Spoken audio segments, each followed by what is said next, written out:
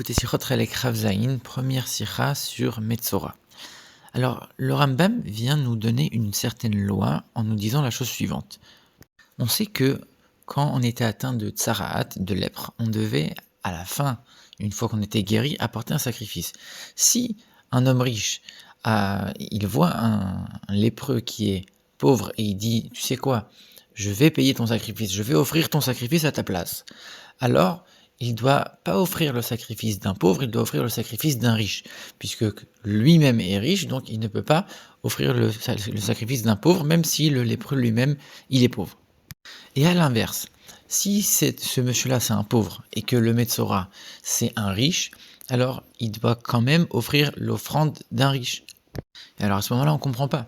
Le riche, quand il est en train de dire je vais payer, je vais offrir le sacrifice du pauvre, il est en train de dire je vais offrir le sacrifice de ce lépreux.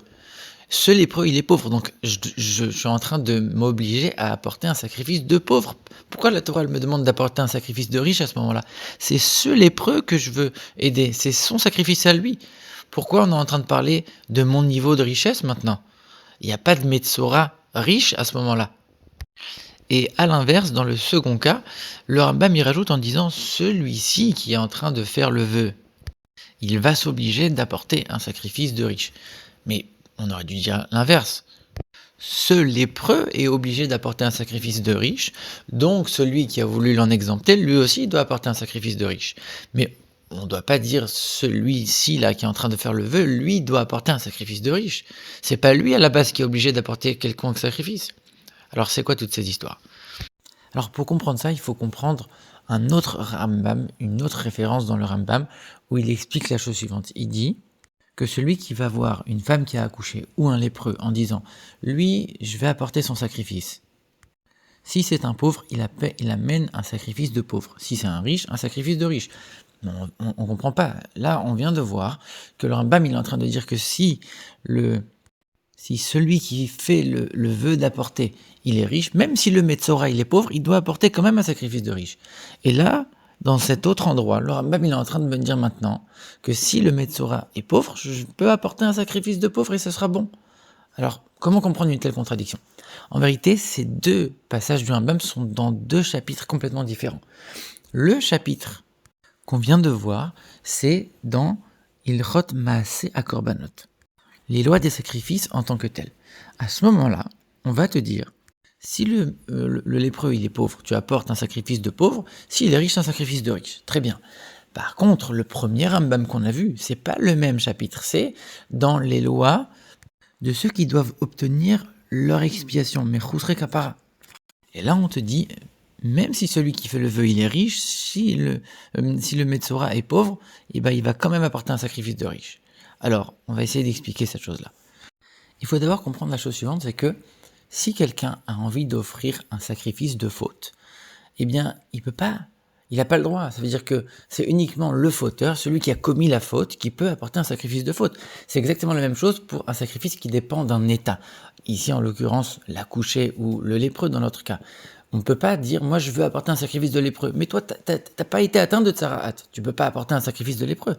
Par contre, si tu dis, lui, ce lépreux-là, je vais apporter le sacrifice pour lui, ou alors lui qui a fait cette faute, je vais apporter le sacrifice pour lui, ça on peut.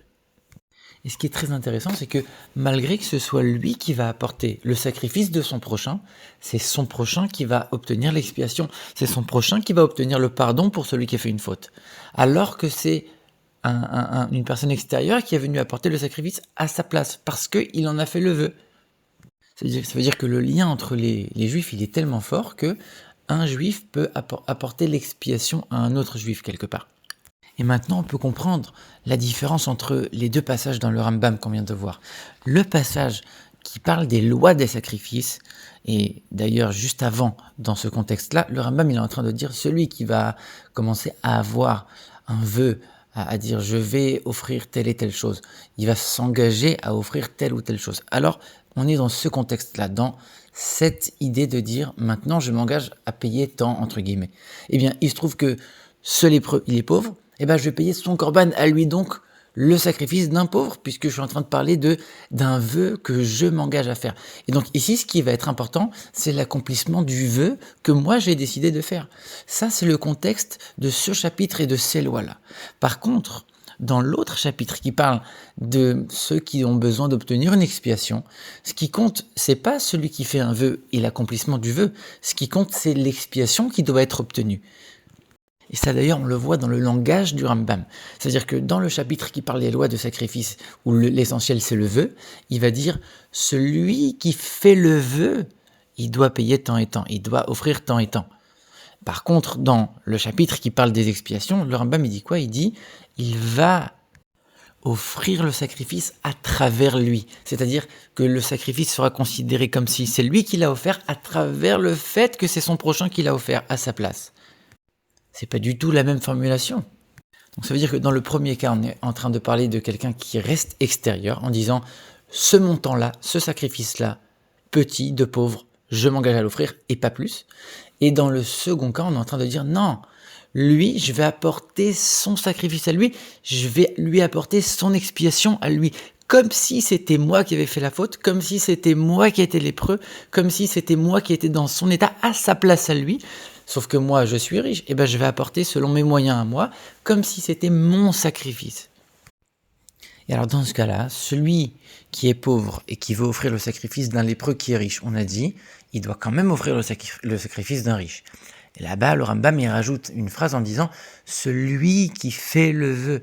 Ça veut dire quoi? Ça veut dire que le Rambam il reprend le même langage que dans les lois des sacrifices. Comme pour dire l'essentiel ici, c'est pas l'expiation, c'est le vœu. Et le vœu qu'il a fait, c'est d'offrir le sacrifice d'un riche. Et donc, il doit offrir le sacrifice d'un riche, même si lui, il est pauvre. On va pas dire à ce moment-là, non, il prend la place du riche, et donc, mais comme lui, il est pauvre, il apporte le sacrifice de pauvre. Non, et là, ce qui va être essentiel ici, c'est le vœu. Alors, cette explication, le rabbi dit, elle n'est pas tout à fait parfaite. Parce que quelque part, ici, on a les deux aspects. Et le Rambam, il mentionne aussi la deuxième expression en disant que le lépreux va avoir son expiation à travers lui. Donc ici, il y a les deux aspects. Il y a l'aspect du vœu en tant que tel, ça c'est le montant que j'ai dit que j'allais offrir. Et il y a l'aspect de je me mets à la place de l'autre pour obtenir son expiation. Et si c'était vraiment que l'un ou l'autre, alors celui qui aurait apporté un sacrifice de pauvre, il aurait peut-être pas été quitte de son vœu en tant que tel, mais il aurait été quitte de l'expiation, puisque lui, il a pris la place de l'autre, et lui, il est pauvre, donc le sacrifice aurait marché. Mais on ne dit pas ça. Donc ça veut dire qu'ici, on a les deux aspects. Tout d'abord, comme c'est un sacrifice de riche que je me suis engagé à offrir, donc pour respecter mon vœu, je dois apporter un sacrifice de riche. Et deuxièmement, l'expiation de mon prochain va passer par moi, à travers ce sacrifice de riche. Pourquoi? Parce que même si moi maintenant je suis pauvre, mais je fais le vœu d'offrir le sacrifice de riche, je me mets à la place de l'autre et je vais quelque part me motiver et ouvrir des portes de Parnassa pour faire en sorte d'obtenir la richesse nécessaire pour apporter ce sacrifice. Ça veut dire que le vœu lui-même va provoquer le fait que je vais être capable d'apporter ce sacrifice de riche maintenant. Et c'est ça qui est assez incroyable finalement. Alors, dans toute cette histoire, on voit un premier enseignement qui est la force de l'unité dans le peuple juif. Ça veut dire que on voit qu'un juif, il est capable d'offrir un sacrifice à la place d'un autre juif et faire en sorte que cet autre juif-là, c'est lui qui va obtenir son expiation à travers le fait que c'est moi qui suis venu apporter son sacrifice. À tel point, j'ai tellement pris sa place que on va juger le montant du sacrifice en fonction de mes moyens à moi, même si c'est son sacrifice à lui. À tel point, on est capable de prendre la place d'un autre pour pouvoir essayer de lui apporter une expiation, de lui faire du bien à un autre juif. Ça, c'est ce qu'on dit que le peuple juif, c'est un seul et même corps, et chacun correspond à un membre différent. Et donc, un membre du même corps ne peut pas être en contradiction ou en dispute avec un autre membre de ce même corps. Ça, c'est une évidence. D'ailleurs, on dit que quand les tzadikim, les justes, ils font le vidouille, ils sont en train de confesser leurs fautes, eux, ils font pas de fautes. Mais pourquoi ils le font? C'est pour montrer qu'ils ne sont pas séparés du corps, ils font partie du même corps. Et donc, puisque les autres membres, les autres juifs, ils ont fait des fautes, alors eux aussi sont concernés par ça. Et enfin, le deuxième enseignement, c'est ce qu'on a dit à la fin. Ça veut dire que même un juif qui est pauvre, mais qui s'engage à apporter le sacrifice d'un riche, il doit payer le même montant que le sacrifice d'un riche. Et On a dit quoi? C'est le fait de faire cet engagement, de faire ce vœu, ça va lui donner concrètement la richesse nécessaire pour pouvoir vraiment apporter ce sacrifice-là. Ça veut dire qu'à partir du moment où on s'engage pour le bien d'un autre juif à faire quelque chose, même si c'est pas dans nos moyens, alors Dieu va nous donner ces moyens-là. Le rabbi donne l'exemple de son beau-père, le rabbi précédent, que lorsqu'il a voulu imprimer les responsables du Tzemar Tzedek, il avait besoin d'un certain financement, et le juif qui avait décidé d'offrir ce financement n'avait absolument pas les moyens d'offrir. Mais il s'est engagé à payer la totalité du financement, et le fait de s'être engagé, ça fait en sorte que par la suite, il est devenu assez riche pour pouvoir financer ce projet-là. Ça veut dire que quand on s'engage à faire quelque chose, on s'engage dans la Torah et les mitzvot pour faire quelque chose de bien spirituellement à un autre juif, alors à ce moment-là, Dieu il ouvre les portes de la richesse, les portes de la parnassa, et il nous donne les moyens nécessaires d'accomplir cette bonne décision-là. Ici, c'est la même chose. Quelqu'un, il a envie d'apporter l'expiation à son prochain, de lui faire du bien, de lui rendre un service. Il veut se mettre à sa place, mais il n'a pas encore les moyens. La décision elle-même, le vœu lui-même, il va lui donner par la suite la richesse nécessaire pour pouvoir apporter le sacrifice de ce riche.